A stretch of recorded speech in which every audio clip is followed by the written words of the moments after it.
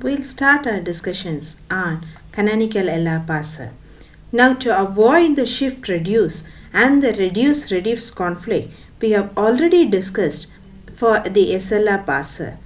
It is not sufficient for LR parser to take decisions just by reading one character ahead.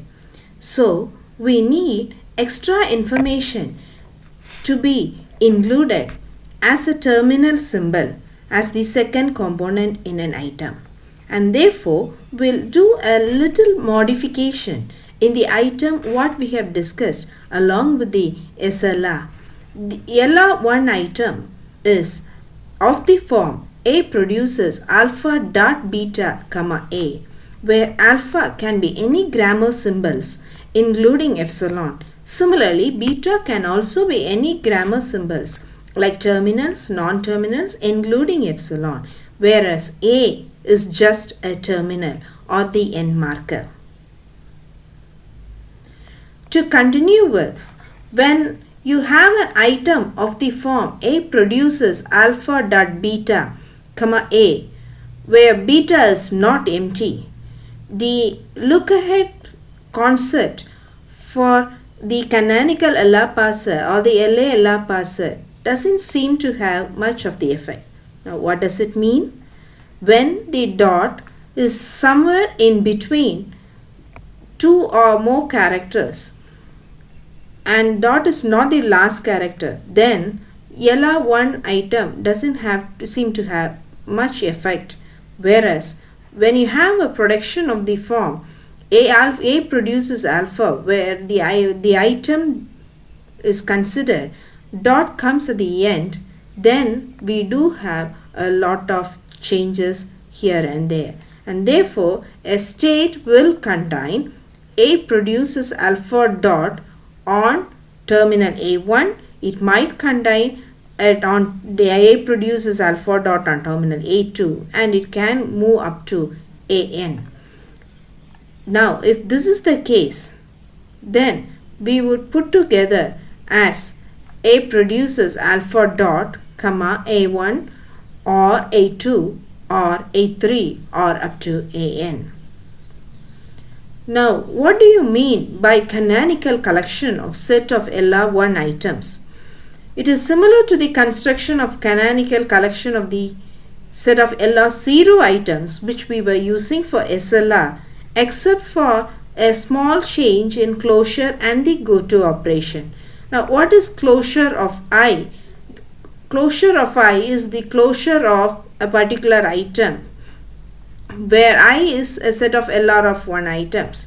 Every LR of 1 item in closure of I will be of the form A produces alpha dot B beta comma A, where beta produces gamma is a production in the context-free grammar. Then beta produces dot gamma has to be incorporated with the next symbol B, where the next symbol B is taken from first of beta A.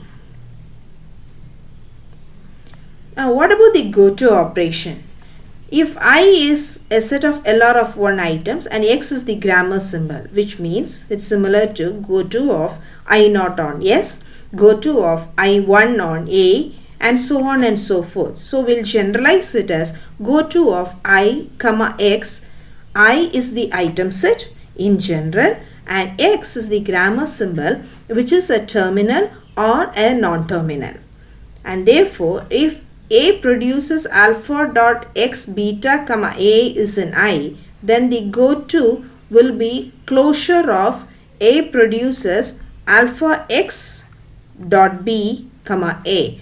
Dot symbol moves one step ahead, and all the items of closure of A produces alpha X dot B comma A will be included in goto of I comma X.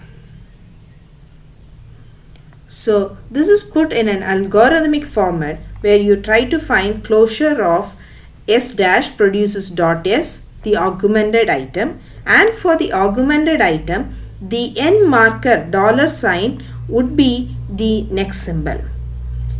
Now what are we supposed to do? finding closure of the augmented item, we'll go on including item after item till no more items can be included, and we call it as item set I0, and then we go ahead with the go to operation till it is not empty. So that is what is repeated here. Repeat the following until no more set of LR of 1 items can be added to this set, that is from I0, I1, I2 and so on.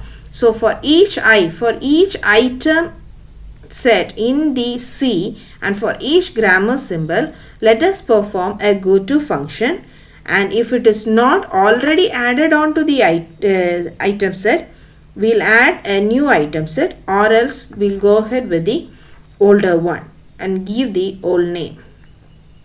Now the shorter notation for the set of all LR of 1 items is of the form A produces alpha dot beta, where the next symbols are brought together. This is one item which has a different next symbol, and the same item has another different next symbol. Let us try to combine all the next symbols with an OR operator. Now let us take an example for CLR and see how it works.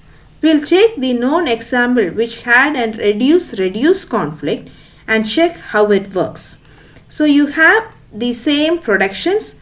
S produces AAB and S produces BBBA, and A produces epsilon and B produces epsilon. Now to find the closure of the augmented item is the first step. The augmented item is S dash, a new non-terminal which produces dot S, the starting symbol of the grammar, and for the augmented item, dollar symbol comes as the next symbol. Now the item for which we are supposed to find the closure has been included onto the set. And since after dot we have S, let us try to include all the items which starts with S on the left hand side. So we have two productions. S produces AAAB and S produces BBBA. So we'll include S produces dot AAAB. And how am I supposed to define the next symbol? These two items are being included because of this S. And leave out this particular character. Take the first of dollar. First of terminal is always a terminal, and therefore first of dollar is dollar. Therefore we have included dollar onto these two items. And that is why these two items had the next symbol as dollar sign. Now take the second item. After dot you have a non-terminal. The non-terminal is A. So we have to include item from your context-free grammar with this non-terminal. A produces epsilon is the production. When I convert it to an item, it becomes A produces dot. And then how do I find the next symbol? Leave out this A. The next one is AAB dollar. First of this string will be the first character. The first character is a terminal. Therefore, the terminal A is included here. Similarly, moving on to the third item, S produces dot BBBA and dollar dot B, and therefore we will be including the item for B produces epsilon, that is B produces dot, and the next symbol would be the next character. It is first of BBA dollar. B is a terminal, and therefore this terminal is included as the next symbol. Now A produces dot. After dot we don't have any other character other than the next symbol, so no more items need to be included. The same explanation goes for B produces dot. Therefore, no more items need to be included. Therefore, item set I0 comes to an end. Now, we'll take every item from this item set I0 and we'll have go to operation. Now, if we move on yes, go to of I0 on yes leads to I1. Dot moves one step ahead, dot comes as the last character. There we stop it. And then for the second item, it is go to of I0 on A. So you have S produces A dot the rest. Similarly for B. Now what about the last two items? A produces dot and B produces dot. These two doesn't have a goto function, but then these two are items which are marked for reduction. Now I1 is also marked for reduction because it's in completed production. I2 moves on A. When I2 moves on A, you will have I4. Here it is S produces A dot AB. Because I have dot A, I have included the item for A produces epsilon, that is A produces dot. Now the next symbol has to change. How do I take it? Leave out this first character. After dot, what you have is A. So leave out this A and then take first of B dollar. First of B dollar is B, hence B is been included. And then we move on A, so that you get A produces AB dot, the next symbol doesn't change, and again you move dot and the next symbol doesn't change. The same holds true with I5. Now if you remember the earlier example where we had reduce conflict, here we don't have a reduce conflict, because when I took the next symbol, for A it was A and for B it was B. And here after the second A, it becomes the next symbol is B. There is a change in the next symbol. And therefore, here I'll have an R3 entry only under the terminal A, whereas here I'll have an R4 entry under terminal B. Hence, avoiding the reduce conflict. We'll take one more example where we have the shift reduce conflict. That is where you had the S produces L equal to R grammar, and this is the augmented production. Now finding closure of the augmented item, we'll find the next symbol. How do I find the next symbol? Dot S, and hence we have included the items of the first and the second production. After S, what you have is dollar sign, so dollar sign is included here.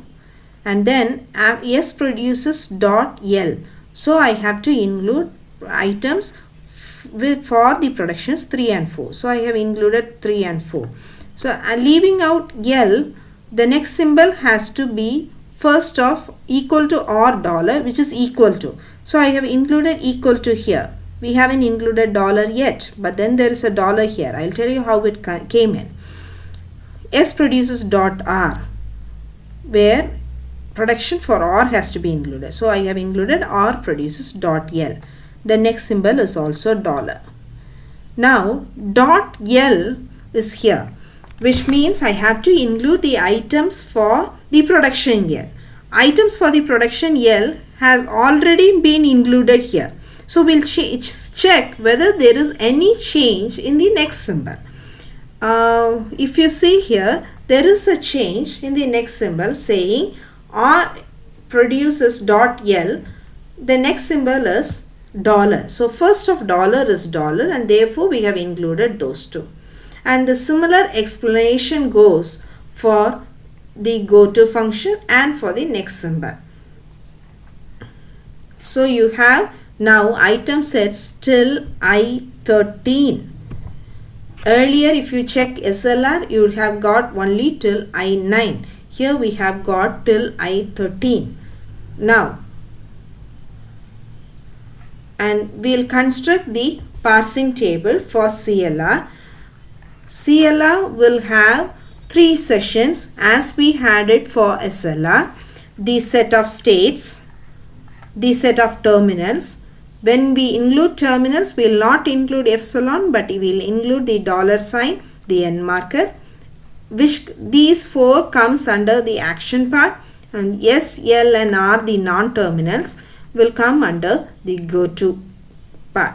Now how do I fill it? Construct the canonical set of items LR of 1 from I0 to IN. So now if I have I0 to I13, I'll have states from 0 to 13, and therefore all the states are being populated. And then create a parsing table based on the goto function. If goto if you have a goto function saying goto of I naught on A, where A is a terminal, then we'll have a shift action. And that is why we had a shift action. If we check I naught on ID would be creating a new item set 5, and therefore 0 on ID we have a shift to a new item set 5. And if you have a completed item, what do you mean by a completed item? Item where dot comes at the end of the production. So if it is a completed item, we'll go for two actions. The first action is accept. When do I go for the action accept? Only when the augmented item has been completed, we go for an accept action. Otherwise, we try to reduce it, and that is what is it here. If you have A produces alpha dot comma A, we would try to reduce it, and that reduction entry is made on the next symbol. Now this is where you have the next difference between the SLR and the CLR. When you have a completed item in SLR, what we normally do is we try to take follow of the left hand side non-terminal and we place the reduce entries. Whereas in CLR, we don't take follow of the non-terminal, rather we place the entries on to the next symbol, the reduce entries on to the next symbol. And if there is a go to, we directly place the item set item number and not the shift or the reduce action. So we have all the entries under the terminals. And creating the parsing go to table. Now you have two different type of tables. One is the action table. Action table is where you have, we have all the terminals, and go to table is where we have all the non-terminals. So action table will have three entries. Mainly the accept, we know where the augmented item has been completed. Reduce entries where the other items are being completed, and shift entries if there is a go to on a terminal.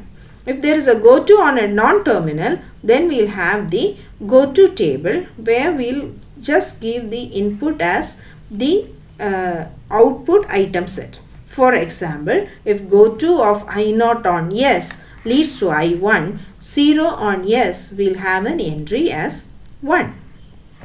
Now if you check the CLR table and the earlier SLR table, we would have got an shift reduce conflict in this particular cell, which has been avoided in CLR.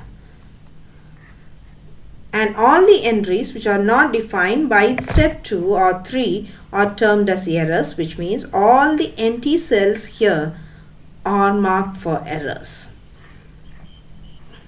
And the initial state of the parser, which we are supposed to take any string as input, is s dash produces dot s with a $sign. Now this is where we stop with CLR parser. But then when you check SLR and CLR, now let us ask ourselves a question saying which is efficient? Is SLR efficient or is CLR efficient? Might be CLR is efficient, can be our first answer. But parsing is not only the only issue which we are talking about. We are talking about the storage requirement and the sparse entry in the CLR parsing table. And you see you have a lot of empty places and the number of entries have more, and therefore the storage requirement is high. So somewhere we are supposed to have a balance between the symbol LR and the canonical LR parsing. And therefore we moved ahead for the look ahead LR parsing table. We'll do a little bit of analysis on the CLR parsing table, and we'll try to reduce the number of states what are produced by the CLR parsing table. If you remember the York program which we have already discussed, York creates an LALR parser for any given grammar. So now what are we supposed to do? We are supposed to take the canonical parser try to reduce the number of states and then consider it as an LALR parser. Now we'll talk about the same example where we'll try to merge certain things in order to create an LALR parsing table. We'll go ahead with the item sets. For example, let me take item set 4 and item set 11. When I take item set 4 and item set 11 of the CLR parsing table, all the items in 4 and 11 are same, and you have a combination, you have the next symbols to be different, which means I don't have any conflict by combining these two item sets together. When I combine of, for example, we'll take the parsing table, we'll take 4, we'll take 11. When I combine it, I will never have multiple entries because this is shift action, this is also shift action. These two are shift and these two are another two item sets. So now what happens when you don't have conflicts on combining? Then we'll go forward and try to combine different item sets into one, and the condition is the items in both the item sets has to be same. So if all the 4 items in I4 and all the 4 items in I11 are same, and therefore in SLR parsing table they'll try to reduce 4 and 11 to be 1.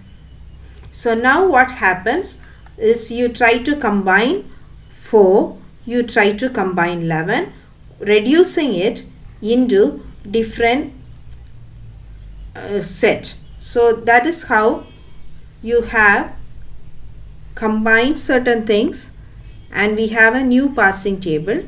Now what do I have? I have only I0 to I9 entries where I will have combined 4, 11, 5, 12 and so on, and then I don't have a multiple entry. Now what has happened? I haven't gone ahead with SLR, I have gone ahead with CLR. A little bit of thought process, a little bit of trying to combine has reduced my memory requirement for storing, as well as it has avoided the shift reduce conflict or the reduce conflict.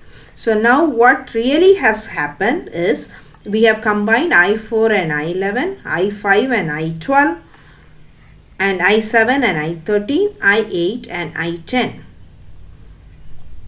So how does it happen?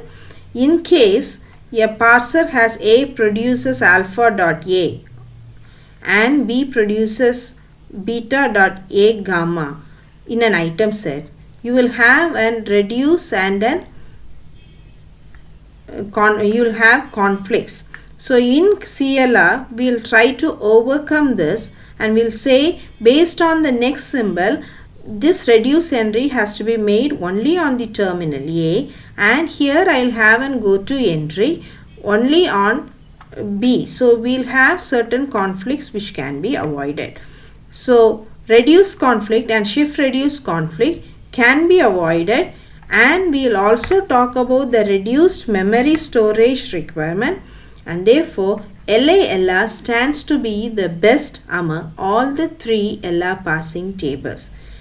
With this, we'll finish off the LR parsing table construction. Tomorrow's class, we'll talk about parsing a given string based on CLR and LALR. Thank you.